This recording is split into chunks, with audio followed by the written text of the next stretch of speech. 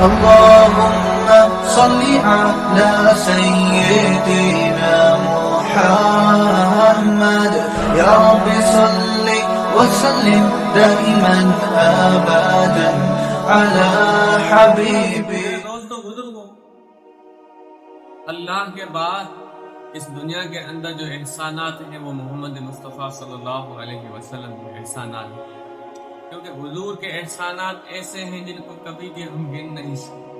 جس طرح اللہ کی تعریف کر کر کے تھک جائیں گے، اللہ کی تعریف کا حق ادا نہیں کر سکتے، اسی طرح حضور صلی اللہ علیہ وسلم اللہ کی ذات کے بعد تھے، اس کی تعریف کا حق بھی ادا نہیں کرتے. وہ محمد مصطفیٰ صلی اللہ علیہ وسلم اتنی ذات ہونے کے باوجود 6 برس کی عمر ہے، ماں کی وفات ہوتی ہے ابوا کے میدان کے اوپر. حضور صلی اللہ علیہ وسلم تڑپ رہے ہیں اپنی ماں کی، ایسے ہچکیاں دے رہے ہیں اپنی ماں کو. وہ فرما رہے ہیں کہ اگر میری ماں زندہ ہوتی، اگر میری ماں زندہ ہوتی تو میں عشاء کے لیے مصلی پہ کھڑا ہو جاتا، نماز فرض کے لیے سورۃ فاتحہ پڑھ چکا ہوتا، اور وہاں میرے گھر کی کھڑکی کھلتی اور میری ماں نکلتی اور مجھے کہتی یا محمد. تو میں نماز توڑ کے ماں کو جواب دیتا کہ جی اماں جان آپ کیا کہتی. یہ ہے ماں کا مقام جو آج اس دنیا کے اندر، اس پاکستان کے اندر ہمارے ہاتھوں سے ذلیل ہے.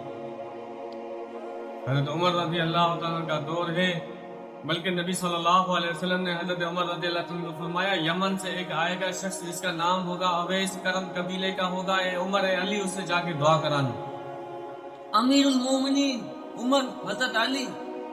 اب یمن سے ایک قافلہ آیا، حضرت عمر نے کہا کہ بھائی اویس کرنی ہے. ایک کھڑا ہو گیا، لمبا تھا، برس کا بڑا سا نشان تھا. فرمایا میں علی اور یہ حضرت عمر رضی اللہ عنہ. حضور نے فرمایا ہے ہمارے لیے دعا کرنا. اس نے کہا تم صحابی، میں تابعی، میں نے نبی کو دیکھا نہیں اور میں تمہارے لیے دعا کروں؟ نہیں. فرمایا تم کرو گے تو، کیونکہ ہم نے حضور کو سنا تھا فرماتے ہوئے کہ اللہ کے نبی نے فرمایا اویس کرنی نے اتنی ماں کی خدمت کی ہے، جب وہ ہاتھ اٹھاتا ہے تو اللہ اس کے ہاتھوں کو خالی نہیں لوٹاتا.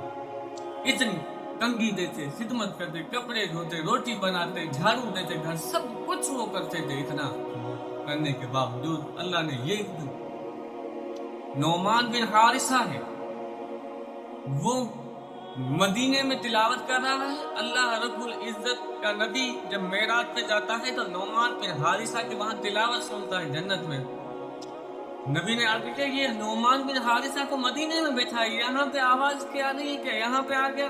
نہیں، اس نے ماں کی خدمت اتنی کی ہے کہ اللہ نے پوری جنت والوں کو، پورے آسمان والوں کی آواز. یہ بھی ماں کی خدمت.